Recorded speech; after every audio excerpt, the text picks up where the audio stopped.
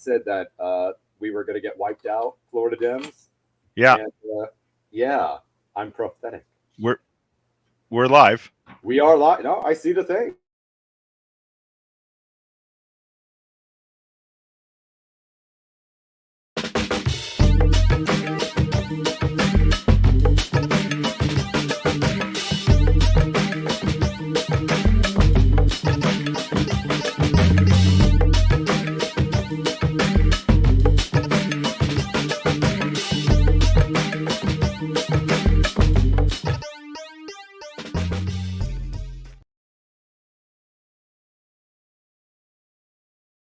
Brought to you by Phil Mora. Hey. Hey. What just happened there? Okay, so I don't know. Do we want wide shots? Do we want crop shots? What do we want to do here? I don't know, man. I mean, which one makes you look cuter? It's like Wayne's World. We'll just Whoa! Yeah. All right, I want to share this out to a few places on Facebook. So, vamp for a minute. Yeah. No, of course, man. I gave you such good advance notice. Yeah. Yeah, sure. Anyway, hi, 2 people watching this. Guess what? We're back. It's been a month. We were busy doing things out in meat space. You know, things, meat space, stuff, people, oxygen, water, cloud. Yeah, doing all the things. We have a love react. I said cloud, I got a love react. I think there's something to it. So while Greg is sharing this out, I guess I'll just kind of let people know what to expect from this episode. Anything and everything. Greg and I don't really have a strong plan for the episode. We need to catch up. We need to catch up on what happened in the Florida elections. A building in China caught on fire. Elon Musk caught on fire, or no, they like caught on fire and the building was locked. Yeah, like a million things have happened. The world's already changed. I mean, that's just like the nature of the world now. Is we're unable to really stay up with things if we miss even 1 week, and we missed a couple weeks. We missed like a month. Yeah, we haven't been on in like a month. No, not since before the election, as a matter of fact. So that's, Yeah, so, I mean, if there's something that you've been wanting our take on, or you want us to look into it and then express a take on, by all means, post it in the comments. Let us know what's on your mind. Well, what have you been missing? Fill us in, guys. You know, participate with us. We love y'all. Let me make sure and say to everybody, hi, welcome. I've done shared. We would like you to share this on your timeline if you're brave enough to stand the anti-progressive comments you might get on your personal page. We understand that sometimes that's not really possible. But if you can, reshare it. We would love to have people that are like-minded, such as yourself, join us and ask questions and give commentary, things like that. That's why we do this. Welcome to the Gaslight Shelter, So Local Live Network, and Florida for Change. That's Sam Ronan. I am Greg Smithwick. We want to thank our Patreon supporters that have made it possible for us to continue to pipe internet through the tubes to you. We also have a couple of sponsors, and I'll let Sam handle the law firm one, and I'll handle the Kelly Smith real estate one. Our Kelly Smith realtor, our good friend and staunch, avid, the first person to put money in our hands to keep doing this was Kelly Smith. We're very thankful for her participation. Want to say hi to some local community activists that may be joining us. Didn't know we had a show. Some local Pasco County activists. There's a group now that's been put together, and I immediately dropped a bomb in their group space because they had ads up or social gathering things for the Oasis coffee spot on Ridge Road. On Little Road. And my problem there is the last time I was in there, they had a whole bunch of anti-trans and anti-gay student literature and petition forms on their front counter. So I was just curious if the group knew if they were still doing that, or if we like them now because they don't do that anymore. So I'm just looking for clarification. But last time I was at the Oasis coffee spot, there were petitions to stop, trans acceptance in our public schools. Those are the people that backed Al Hernandez, the guy that cheated and lost in court and somehow still ended up in a school board seat. So I don't think I want to support Oasis till I hear from them personally that they don't support those causes anymore. Just saying, Pasco activists, welcome though. Yeah. Are they paying you for that ad in the group? It's curious to me. So I just thought, first thing, hello, welcome, thank you, Molotov cocktail. I feel like that's a pretty good Yeah. start to, Always. considering your background, your video background, not your Molotov cocktail background. I mean, Is that Venn diagram a circle or? I have literally just recently been hanging out with people who told me they were having trouble finding work because they were on too many lists. So, maybe. Oh, on Maybe. lists? Oh, Yeah. that's great. Like blacklists? Is that kind of what we're talking about here? Don't worry about it, man. Don't worry about it. Okay. It's fine. Dave Coleman thought this became a music channel. No. I mean, it could. Do you have some music for us? Because I've got a guitar right there. It won't sound good, but we know many musicians. It will be music in like the most basic sense of like there's notes. Yeah. I can't tell you they're going to be good, but they will be. This channel actually did a really bad Stay the Fuck Home Music Festival live event, which it was tough. It was way above my technical means, but we got like what 2 or 3 artists in before we had a technical difficulty and just kind of said melted. Yeah, the whole thing melted. Yeah. But Julie Black, right? Julie Black, she was really good. They performed in the driveway, and then I think I'm trying to remember who else managed to get in. One of the people that I met through you managed to get on and do a few songs. Chris. So I think it was Chris. Exactly right. Exactly right. So, hey, Dave, it's nice to see you. Thank you for all that you do, by the way. I really enjoyed our exchange about the phosphate mines poisoning rivers in the Tampa Bay and South region. We don't have much of that up here in north of the Bay, but that was long ago. Phosphate industry up here was 80, 90, 100 years ago. But we were having an exchange about that, and I was reminded that Mosaic, and the company that is now Mosaic, has actually killed the Alafai River multiple times. Not just the ones that I was remembering. There was actually one since then that they killed the entire Alafai River, devoided it of fish by leaking acidic water out of their containment ponds into the river during big storms. Which you'd think after the first time you'd go, oh hey, wow, we should probably really change those ponds if we don't want to poison the entire river system again. But they didn't, because self-regulation is not really a thing that works in Florida. It may work in other places. It certainly does not work here. Anyway, we had an election. Yeah, and everybody that we love and care about in Florida, well, I won't say everybody, but a lot. About everybody. Dems lost a lot in Florida in the last cycle. Why is that so, Sam? Oh man, I mean, how much time do we have for an episode? I know we go 2 hours sometimes, but like, can we just go like full Lord of the Rings 12 hours? I mean, as long as I get a extended cut, where we should be fine. Yeah.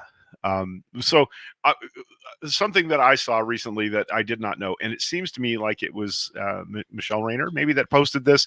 It was the astonishing fact that for many cycles, or a few cycles now, the National Democratic Party has sent a large amount of money to Florida to support local and state races, and they didn't do that this cycle. Something about $34 million that the state Democratic Party did not get. We could have a really interesting conversation about that. May be a shitty thing for the National Party to do, but before we do that, we should probably have a conversation about why they did not trust the Florida Democratic Party to spend that money in a way that would be conducive to winning races. I mean, yes and no. I think one of my issues with this is that there's just so many reasons why Florida Dems lost, why they continue to lose, and like the thing that bothers me is that everybody thinks there's like one silver bullet answer. It's like, yes, it's this. And the thing about the blaming the DNC is that it feels very like moving the blame. It feels very like shirking your own responsibilities. Right. And I think a lot of people are kind of just covering their asses, because it's not like it's not true, but it's not just that. It's not like we didn't have any money. It's not like we didn't have any money, and Republicans always outspend us anywhere and everywhere. I mean, people that get outspent by corporate interests still work sometimes when it's good candidates running good campaigns. I mean, or good campaigns that don't spend ridiculous money on old media that isn't doing them any good. Well, that's the thing, right? Instead of investing in canvassers that go out and knock thousands of doors in weeks. Right. And I mean, speaking personally as someone who's run campaigns and worked on campaigns, and, even just recently worked on a campaign where we spent a third of the next door Democratic campaign that had more mainstream following. I won't mention names, but I mean, if I have $10, I'm going to spend those $10 better than the normal mainstream Democrat is going to spend those $10. That's a problem. If we only have $10, I'm going to make that shit work. Right. If you only have a couple million, you got to spend it right. Eric Lynn spent $5 million on TV. So much for not naming names. $5 million on Right. television, right? And he still lost by 7 points, 8 points. Oh, hey, we're changing again. I like this. You see my face. Yeah. Look at my depression beard, my post-campaign depression beard. I grow it every year. You can't tell mine from my normal beard. It's the same beard. All right, so that really does, like, I know that people were hurting over the results. By the way, I worked for a tremendously well-funded national outside expenditure campaign, and everybody that we were knocking doors for got beat badly. We may have moved the needle on total turnout. We won't know that for a bit yet. Usually when FOF is involved in a campaign, it's about a 2% bump, because we hit the ground with a lot of people and we knock a lot of doors, but nobody that we supported won. And so funding isn't the whole answer, right? But it also is about candidate choice, and like I've been like ever since you told me this was in 2020. I didn't work the 2020 cycle, but I remember you were here. I think it may have been the first gathering where you and I and Dan and Heather and the others all got together here. Yeah. That you told me that the Florida Democratic Party did not support the $15 an hour minimum wage. And I'm like, on what fucking planet does a state Democratic Party not support a higher living wage for workers in Florida? Not burger flipping teenagers, people who actually have these jobs that, try to make a living and support themselves and their families, however they define them, on that amount of money. How could any Democratic organization not be in favor of higher wages for workers? I don't. They kind of lost me right then.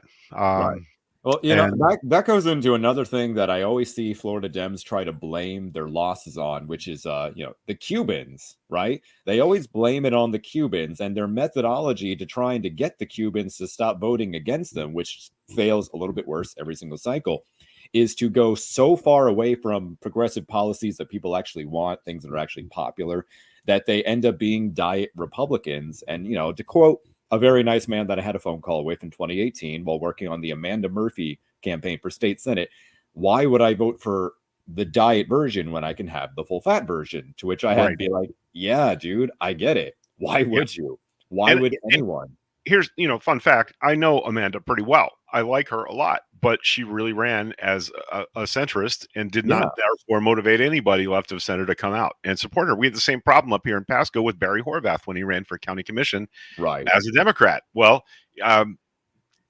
he had the letter next to his name. I don't even think the FDP sent him any money. I don't think the local Democratic Party sent him any money. He ran as a D anyway and got creamed by the actual centrist Republican. So I don't know. I have mixed feelings about what the future holds. Some people are very gloaty about the setbacks the National Republican Party had, and the Republicans in disarray and all that. And I'm like, look, at the end of the day, these are all the same things that we said about Donald Trump before 2016. He's a ridiculous candidate. He'll never win a primary. There's no way he actually ends up as the nominee. Those were all things we were saying throughout 2014, 2015.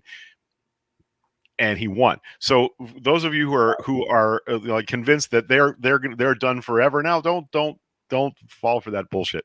Don't fall for no banana in a tailpipe, because they are definitely not done. And I mean, do we think DeSantis would be a better choice? Because that's like that. If they're dumping Trump for anybody, it's Ron DeSantis. Do we really think that that's a better plan for America? I don't think. It's like choosing which testicle I want to get shot in. It's going to suck either way. I don't want to make that choice. I reject the trolley problem of DeSantis or Trump. I reject it. I refuse to play that game. So I think we agree, and I don't know if this has a wider audience. We'll find out that what maybe we should stop saying that we're Democrats and start calling ourselves progressives, and run on progressive things, I and don't call myself a only answer Democrat. that question when asked directly. Several steps ahead of you, man. Yeah.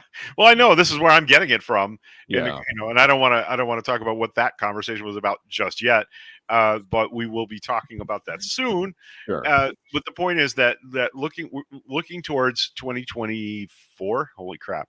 Yeah. As far as statewide races go and local races go, this is a radical idea. Why don't we run actual progressives? Why don't we run people that will say out loud that we want, we want criminal justice reform and we want police oversight committees? Why don't we run those people, regardless of party affiliation, and see how that goes?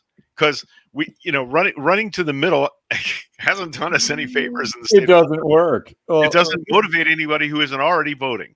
Listen, man, like my biggest issue with Florida Dems is that there's just like an entire class of them that is like insisted, no, Lawton Childs was the greatest thing that ever happened. We can just go back to that. You just have to want it enough. And it's never their fault for when it doesn't work. We're just going to keep on grinding. And a lot of these people, I mean, listen, all the issues with Andrew Gillum aside, he's the closest we've come since Lawton Childs. And we boiled it down to this like dramatic loss, and we said, well, I say they said that it was because he was black and it was because he was too progressive. Charlie Crist just had the worst loss since like 1983. Yeah. So come on. So their thesis has been proven flawed now. There's no you can't pretend to yourself anymore that they were right about this gubernatorial because their logic was that Bill Nelson slightly outperformed Andrew Gillum that year, like again, very, very slightly. So it must mean that the moderates are more successful than the progressives, which is no, it's because Bill Nelson was an astronaut. That's worth 5 points no matter what party. Bill Nelson also just had the name recognition, which again, it's not like that saved him either. Right. If we're playing by those rules, right? If we're playing by those rules, I mean, it's a stupid idea no matter what. Being that level of reactionary, there were things to learn from, good and bad, from Andrew Gillum, and we just absolutely refused to. The closest we came to was, Floridians want something different, but not too different. Hence, Nikki Fried's candidacy. People really said, they liked Andrew Gillum. Let's give them Nikki Fried. So how do we identify and support candidates? Like, here's the thing. I think it's safe to say, I think this is a pretty clearly factual analogy here. Sure. Rather than build a new car from scratch, stealing a perfectly good one is the better option if you want a car that works. Right? So how do we steal the car?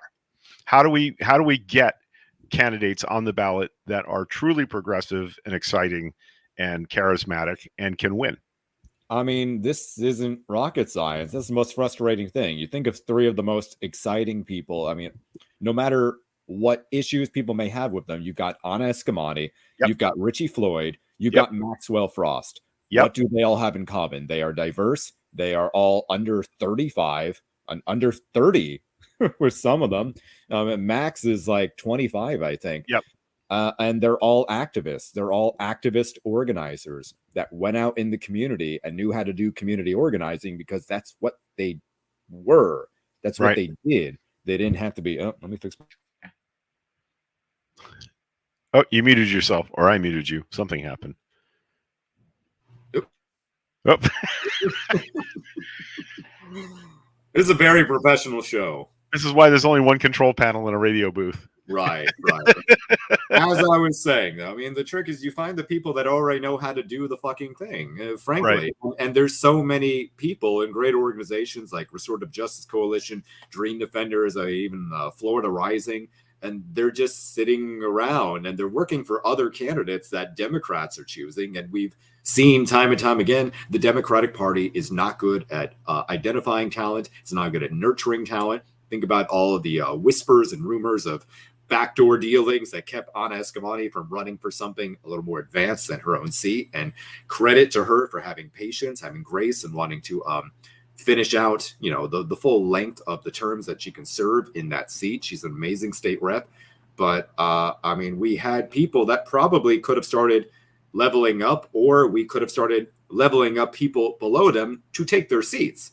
One of the reasons that I heard, why doesn't Carlos run for something? Carlos Gamble Smith, who we just lost in the state house. Why don't we run him for something? Well, then we're going to lose that seat. Well, he's been there since like 2018, I think, 2016. Right. So why weren't we nourishing new talent, some new blood? He's not the only person like him over there. I mean, there's great organizers in Orange County and Seminole County. Why weren't we developing these people? Val Deming leaves her seat in Congress to run for Senate. Guess what? We had a Maxwell Frost to slide in there, Right. Dave Coleman is asking, is Florida Rising now getting funds from the mayor's office?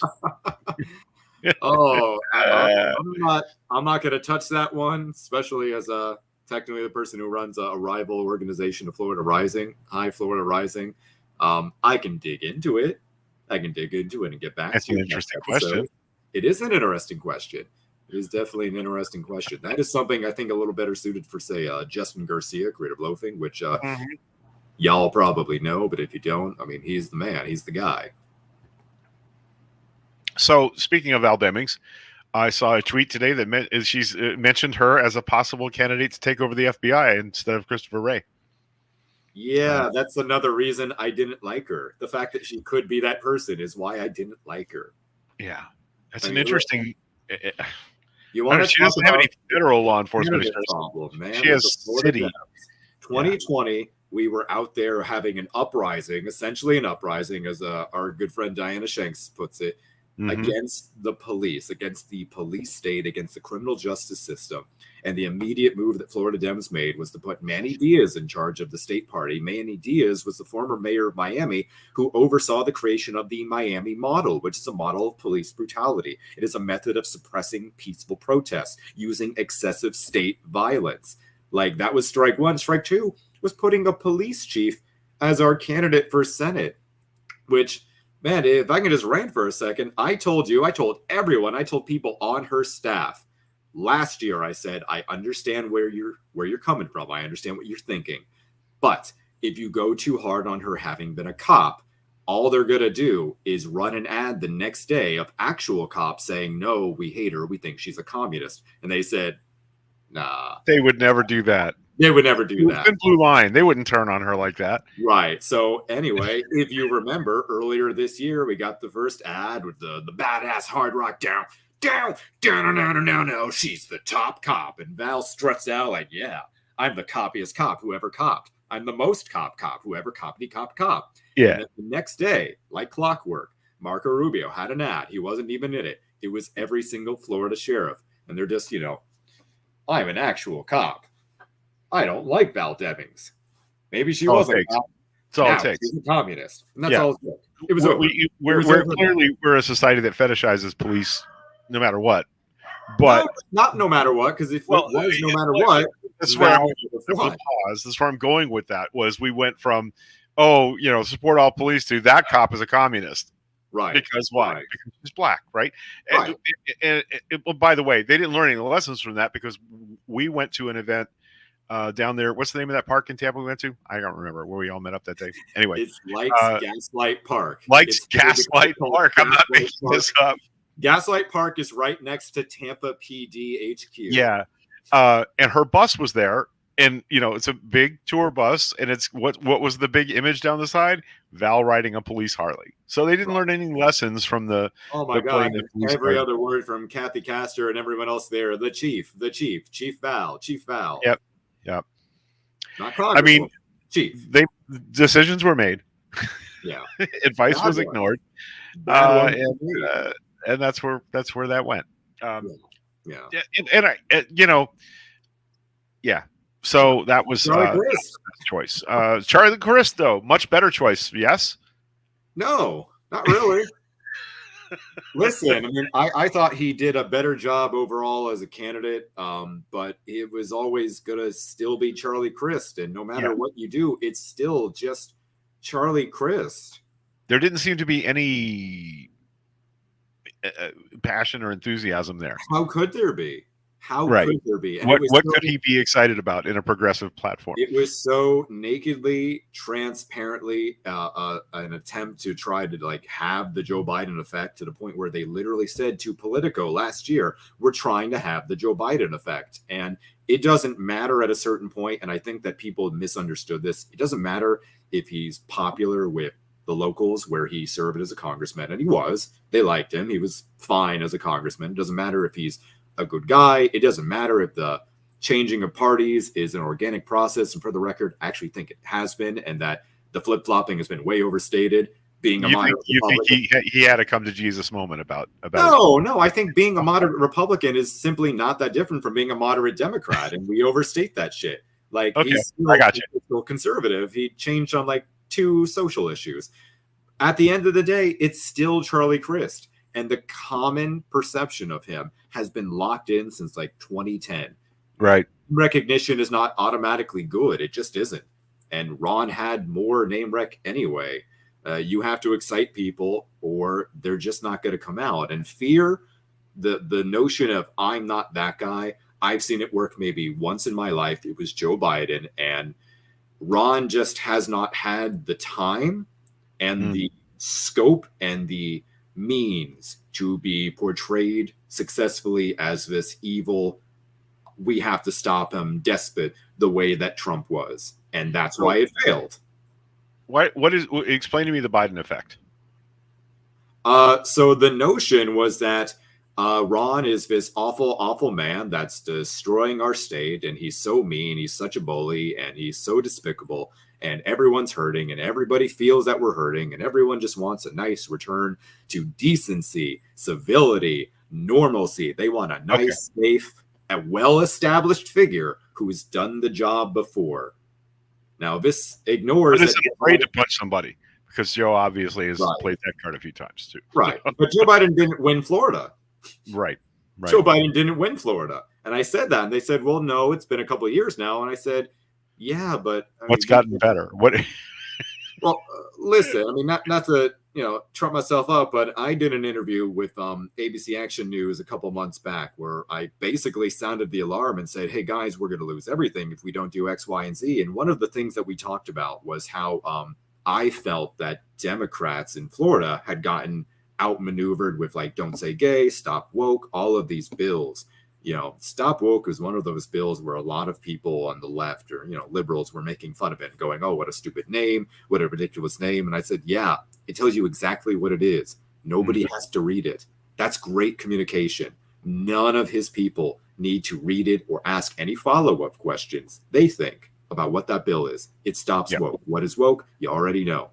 Yeah. And, Don't Say Gay was branding we gave that bill itself.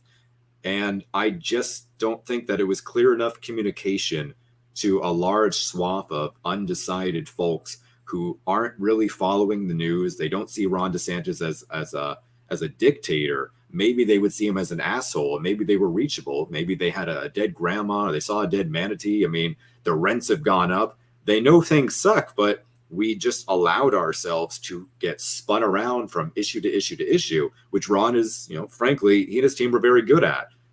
And so we never really convinced people that this was like a once in a lifetime great evil that we had to stop now.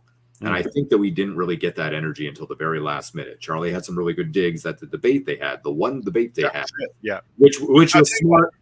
Yeah. One of the things about that night that I heard him say something about supporting LGBTQ Floridians, but what my trans and gay activist friends heard him not do was put trans people in that paragraph. Right. He was not inclusive to our trans friends and family members, and I didn't hear that. So if I didn't hear it and I was listening, people that weren't really tuned into the debate, they didn't catch that there was a problem with that messaging either.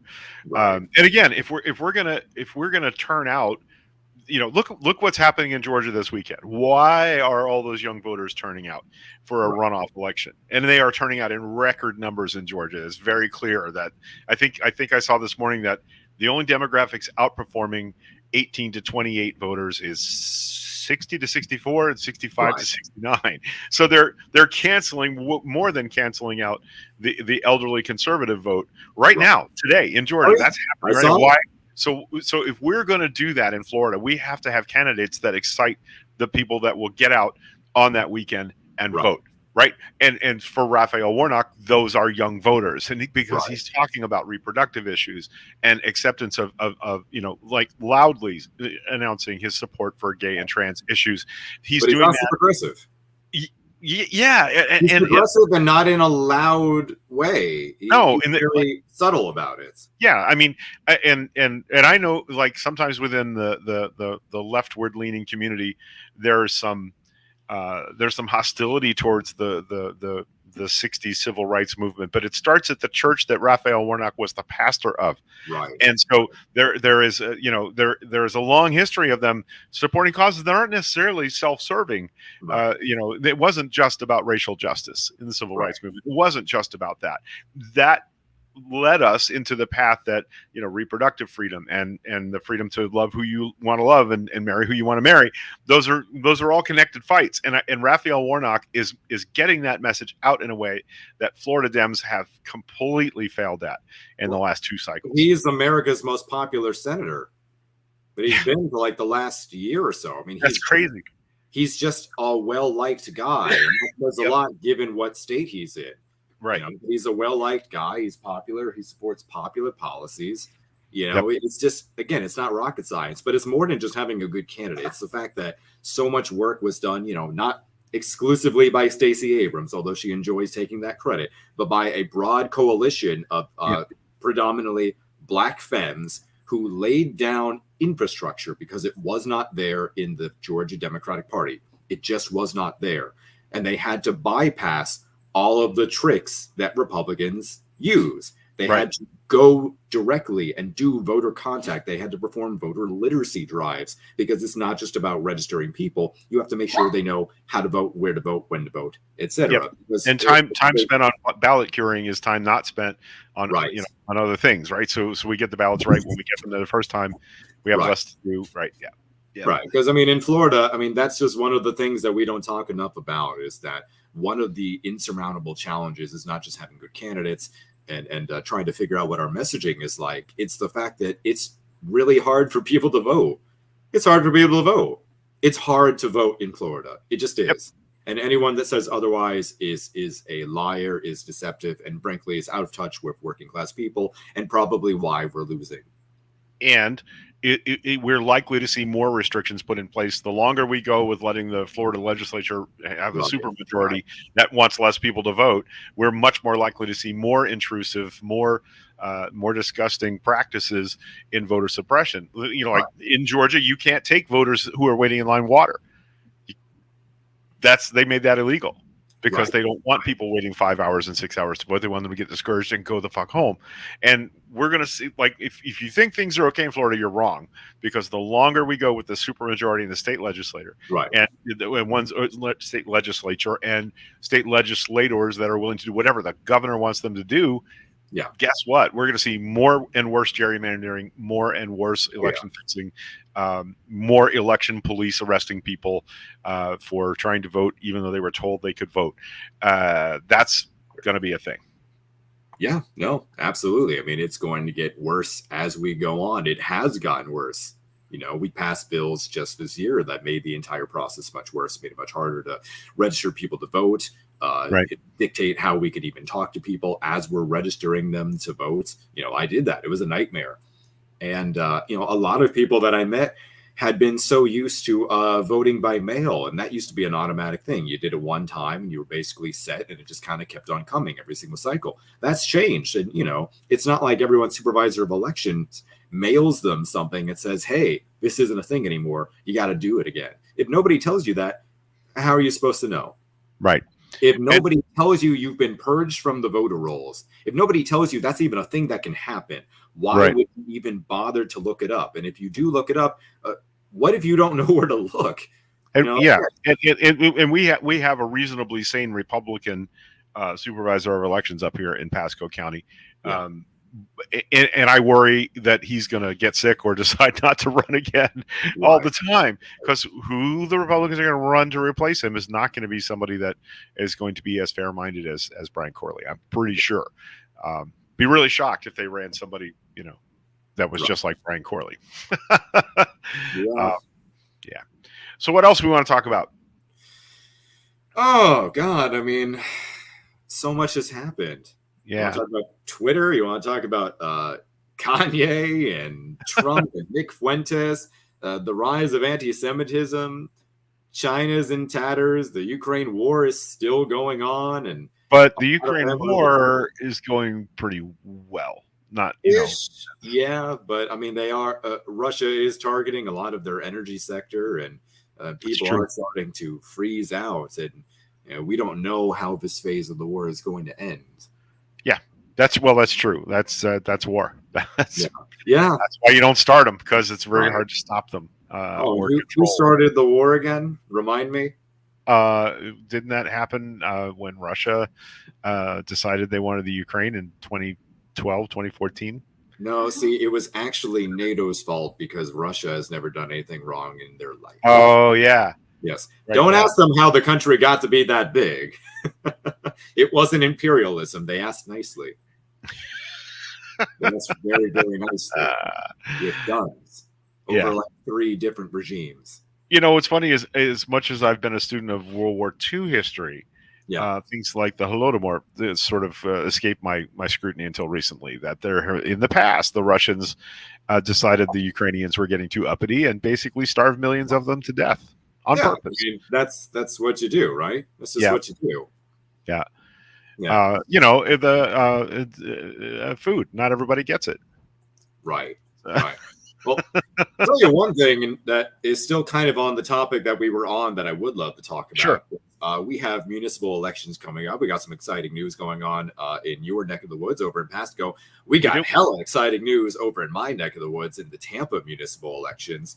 The candidate that you were recently working on behalf, Miss Janet Cruz, has decided to run for Tampa City Council. Now, some of you might not know this. A lot of people don't know this. I didn't know this till you said it. Janet Cruz, besides being a quote-unquote local institution that just lost an election horribly to the tune of $3 million, is the mother-in-law of the mayor of Tampa, because Mayor Jane Castor is married to Ana Cruz.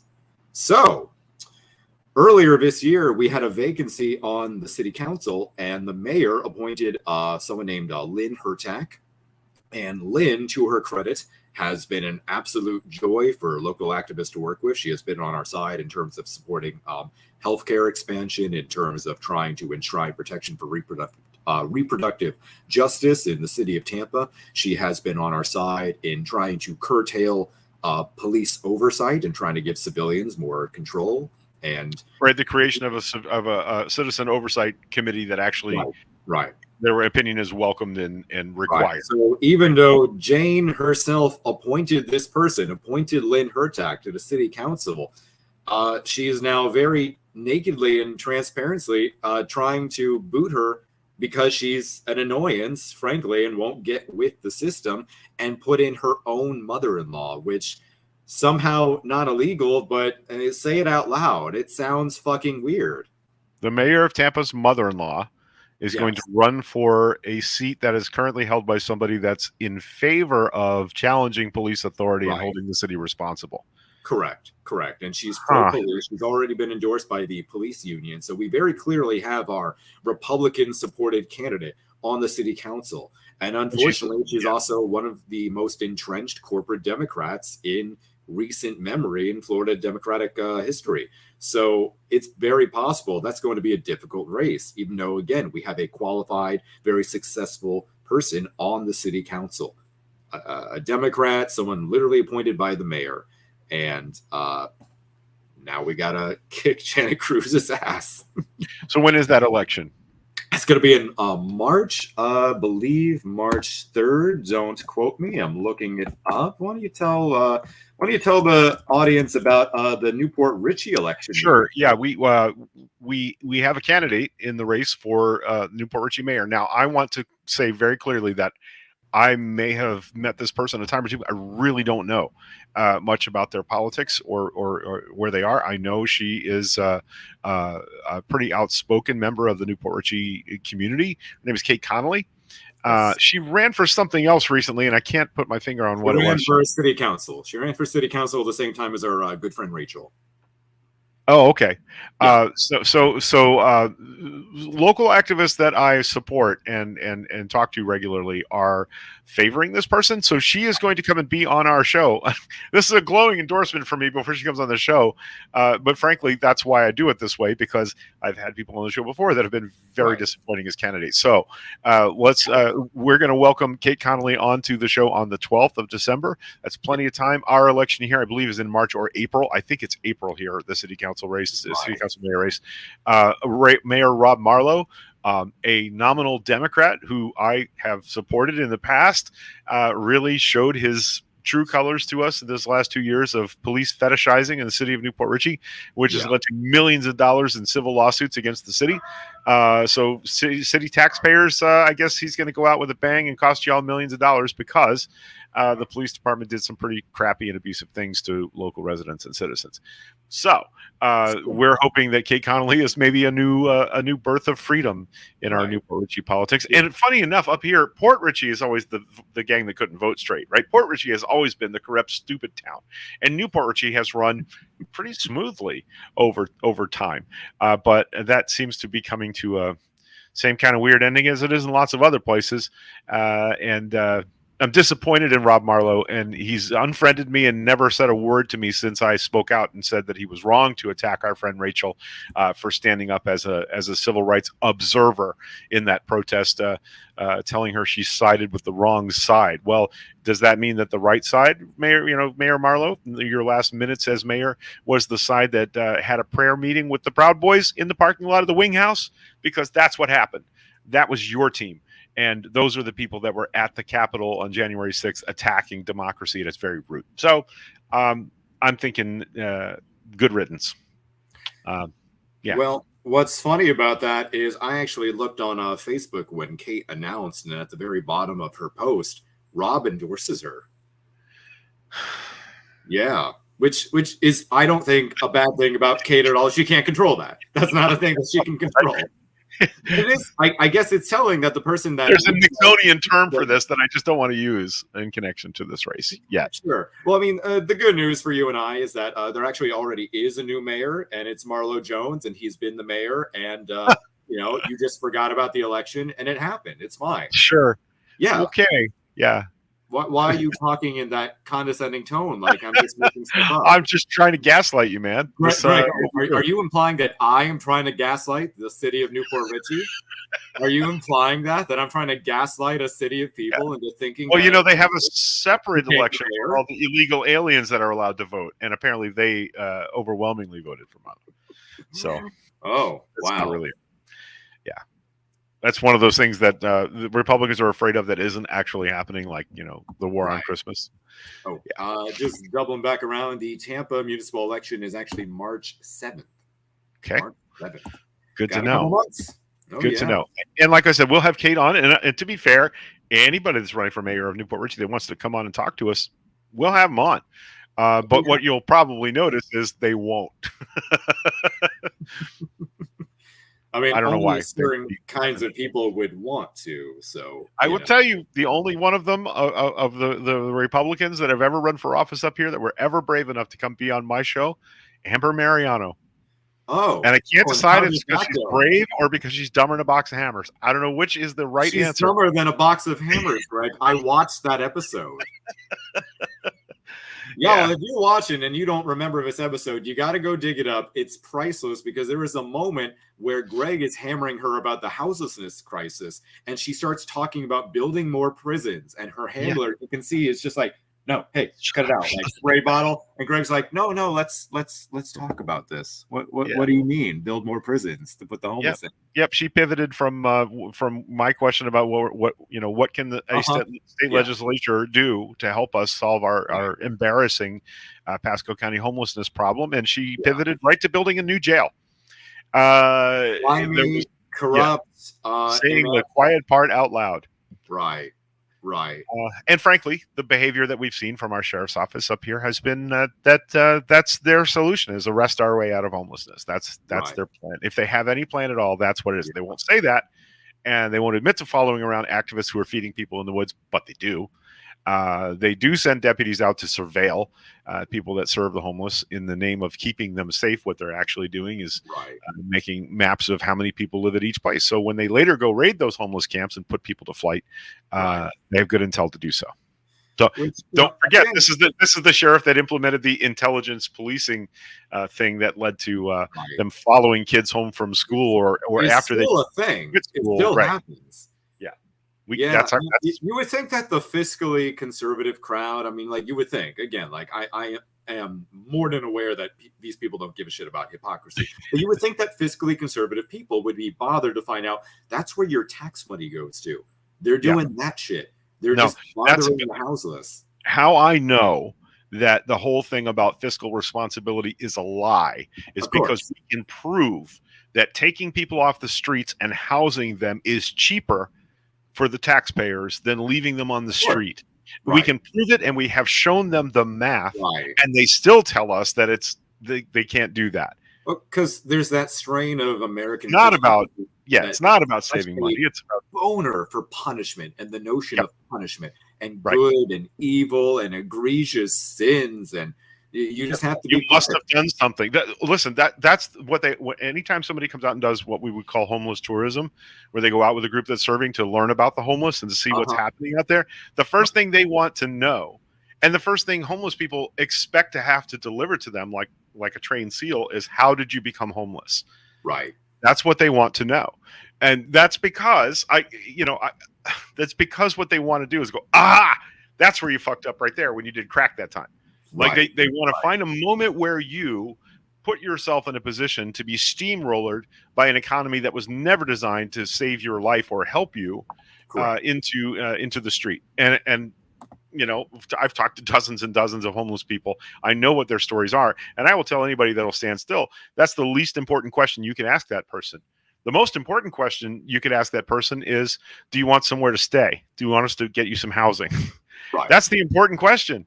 And if they say yes, and you don't have a place to put them, now you need to stop talking to homeless people and go talk to the fucking county commission about making that happen, because they're not. They're just not.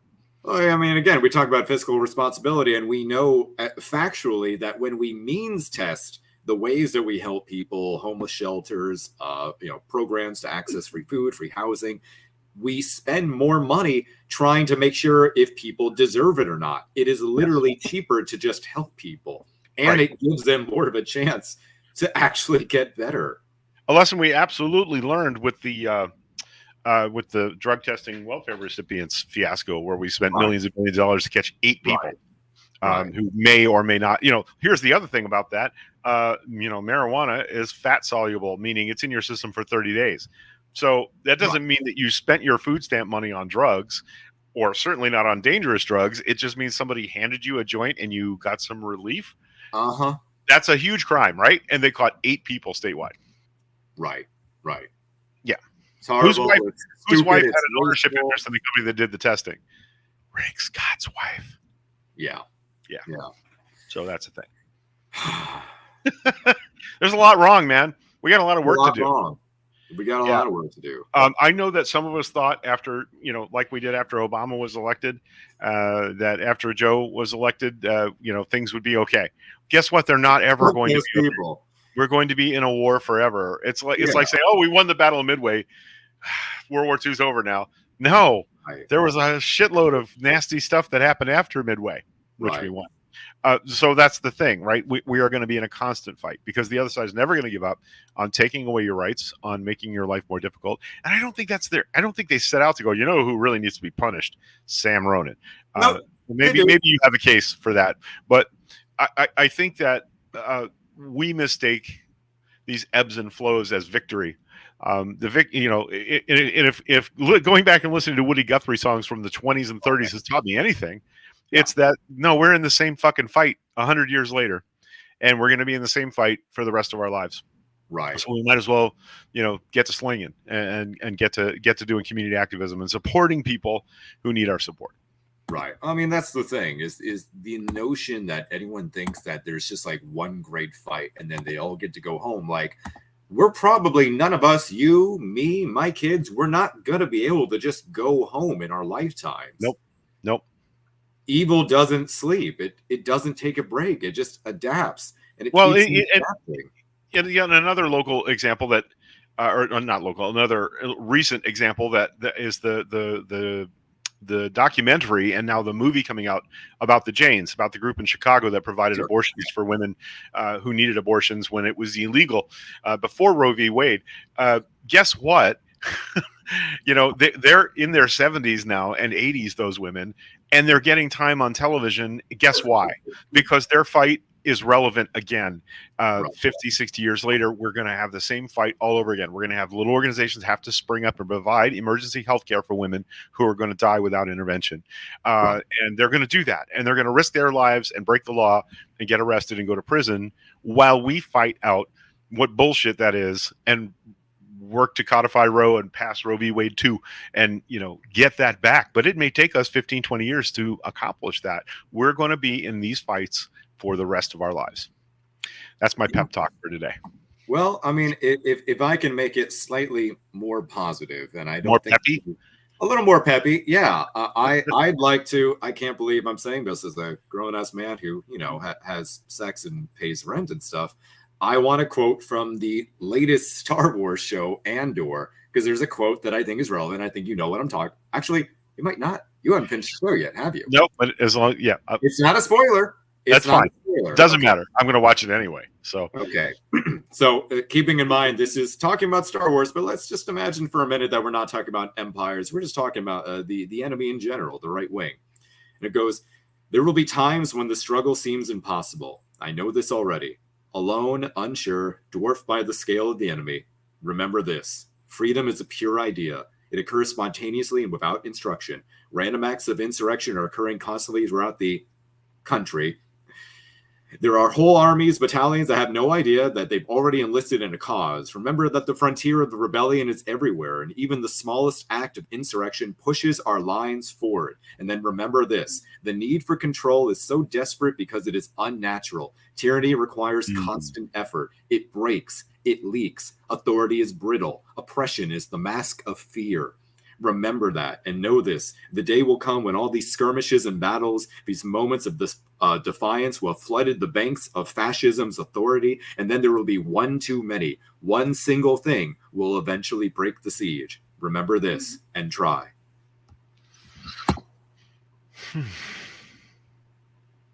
Yeah. We don't stop fighting. We just don't. We don't assume the battle's over. We just keep on finding new battles to fight. We don't stop until we're done. Until we're done. Have you dipped into Ultra, the Rachel Maddow podcast series about the fascist movement in pre-World War II United States? I have not, but I can hear Tiff's ears perking up. She's raising her hand. Do you have opinions about the rise of fascism, honey? Of course I do, but that's for of course she does. Yeah, but that's not the central lesson of the podcast was that this is not a new thing. It's ongoing. It's forever. America First is literally what they called themselves. We hear this week that Nick Fuentes is now running a political action. I think he calls it a coalition. Right. But it's called America First. Hey, dummy. I know. That's There's an America First caucus in Congress. It has Matt Gaetz and Marjorie Taylor Greene. They've been doing this. That's the Nazi Party, kids. That's literally the American Nazi Party. It's the manipulation of Germany into our politics to try and take control of the United States government by Nazis. That's who they are.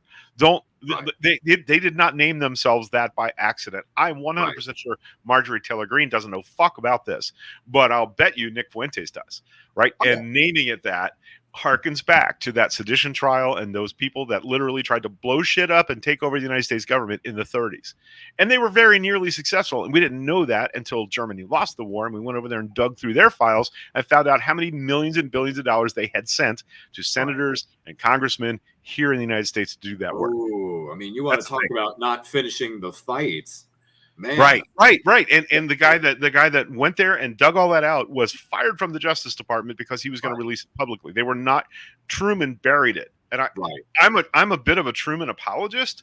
Like I see how difficult what he had to do was, Sure. and I think a lot of people don't think about Harry Truman that way, but I certainly do. Like stepping into that moment was incredible, the beginning of the nuclear world, and that was the kind of thing that Harry Truman had to deal with, right? But he absolutely buried the report that would have sent American senators and congressmen to Nazis. Right, because they were his old Nazis. from the House and the Senate. Right. That's who he was. So, but at the very end of the podcast, after the credits, there's a Woody Guthrie song that mentions all these people by name, and I thought, how cool is that she went and found. Literally, Woody told us that this, there was a reason he wore the guitar that said "This machine kills fascists," because he meant it. He meant that fascists should be killed. He wasn't being nice about it. I mean, we all learned "This land is your land" in school, but we didn't learn the subversive verse that says, "As I was walking that ribbon of highway, I saw a sign there that said no trespassing, but on the other side, it didn't say nothing. This land was made for you." We didn't learn that when I was a kid learning that song. I wonder. Isn't that funny? Why. Yeah. Same fight. It's something. I don't know if it's funny. It's definitely sad. But one of the things I think about a lot is that there was there were a lot of active Nazis here in America during the rise of the Nazis. Even like before we entered World War II, Nazis were actually kind of popular. They were having a moment. They were like the Scientology of their time, really. Right. The cool new thing that you got to hear more about. And one of the notable stories is that upstate New York, I'm sure you know about this, upstate New York had a Nazi day camp for families. Oh, dude, they were all over the place. Tens of thousands. Yeah, you've got to listen to this podcast. My mother actually went to school with a kid whose family had attended the day camp because she grew up in New York, as a young Jewish girl. So inevitably that shit comes up. And, when those things, when the camps were shut down, not because they were Nazis, because of tax fraud, all of those families just kind of went back to what they were doing.